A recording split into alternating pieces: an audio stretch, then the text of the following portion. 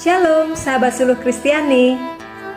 Kita sebagai pengikut Kristus sering disebut sebagai umat pilihan Allah. Kata pilihan sering juga diterjemahkan menjadi eksklusif. Tapi benarkah kita umat pilihan yang eksklusif?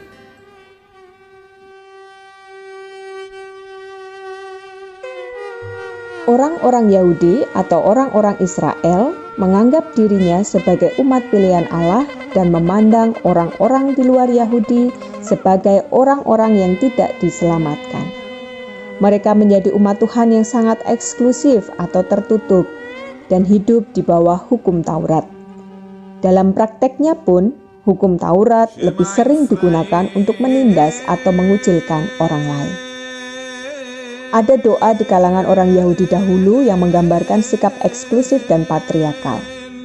Doanya demikian. Terpujilah Engkau ya Allah Raja semesta alam, karena Engkau tidak menciptakan aku sebagai seorang bukan Yahudi. Terpujilah Engkau ya Allah Raja semesta alam, karena Engkau tidak menciptakan aku sebagai budak. Terpujilah Engkau ya Allah Raja semesta alam, karena Engkau tidak menciptakan aku sebagai seorang perempuan. Dari doa ini dapat dilihat bahwa kedudukan sebagai orang bukan Yahudi, budak dan perempuan dianggap sebagai kehinaan dan tidak mendapat perkenan Allah. Kehadiran Yesus membawa warna baru dalam praktek hukum Taurat. Sikap Yesus terhadap orang-orang marginal atau orang-orang yang terpinggirkan dalam masyarakat sangat bertolak belakang dengan praktek hukum Taurat. Hal ini terlihat ketika Yesus menyembuhkan orang sakit pada hari Sabat. Ini bertolak belakang dengan hukum Taurat yang memerintahkan untuk mengkuduskan hari Sabat, yang kemudian diterjemahkan sebagai tidak boleh melakukan aktivitas pada hari Sabat. Yesus lebih mencerminkan keterbukaan atau sikap inklusif dengan tidak segan-segan menghampiri orang-orang yang dikucilkan, seperti orang kusta, perempuan yang pendarahan 12 tahun, orang Samaria, dan masih banyak lagi.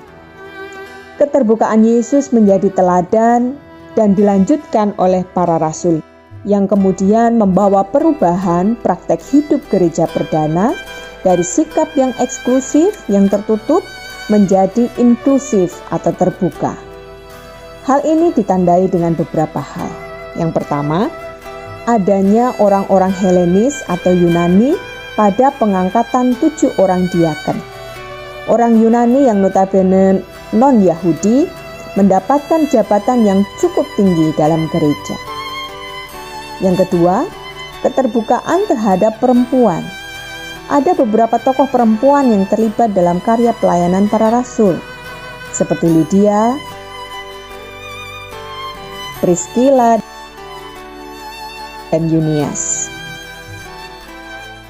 Yang ketiga, keterbukaan terhadap kaum marginal, seperti dalam kisah pembaptisan sida-sida dari Ethiopia oleh Filipus.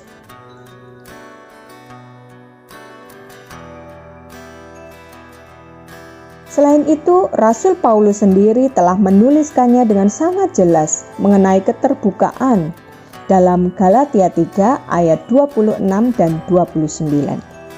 Sebab kamu semua adalah anak-anak Allah karena iman di dalam Yesus Kristus. Karena kamu semua yang dibaptis dalam Kristus telah mengenakan Kristus. Dalam hal ini, tidak ada orang Yahudi atau orang Yunani. Tidak ada hamba atau orang merdeka. Tidak ada laki-laki atau perempuan. Karena kamu semua adalah satu di dalam Kristus Yesus. Dan jikalau kamu adalah milik Kristus, maka kamu juga adalah keturunan Abraham dan berhak menerima janji Allah. Sahabat suluh Kristiani, Yesus dan para rasul telah meneladankan kepada kita mengenai keterbukaan. Dengan kata lain, gereja bukanlah komunitas atau persekutuan yang bersifat eksklusif tetapi justru inklusif. Gereja harus memiliki sikap yang terbuka. Terlebih lagi ketika gereja ditempatkan di negara Indonesia dengan segala kekayaan keragaman yang dimiliki. Sikap terbuka menjadi sangat penting dalam menjaga harmoni, persatuan, dan kesatuan bangsa negara Indonesia. Gereja yang inklusif akan menghadirkan damai bagi siapapun, sehingga tidak ada lagi stigma atau label negatif yang mengucilkan orang lain. Gereja yang terbuka akan menjadi tempat perlindungan dan penerimaan bagi semua orang, termasuk mereka yang termarginalkan.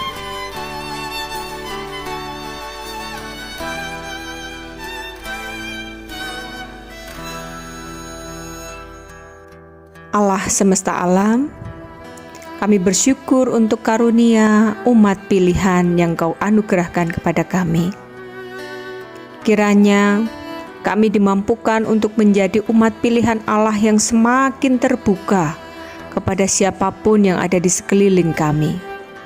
Dengan demikian, rancangan damai sejahtera-Mu boleh dinyatakan melalui sikap, tutur kata, dan juga pemikiran kami, supaya nama-Mu juga semakin dipermuliakan.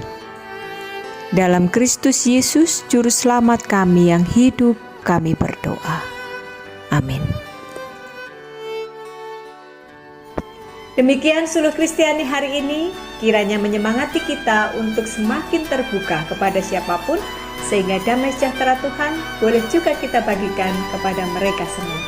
Tuhan memberkati.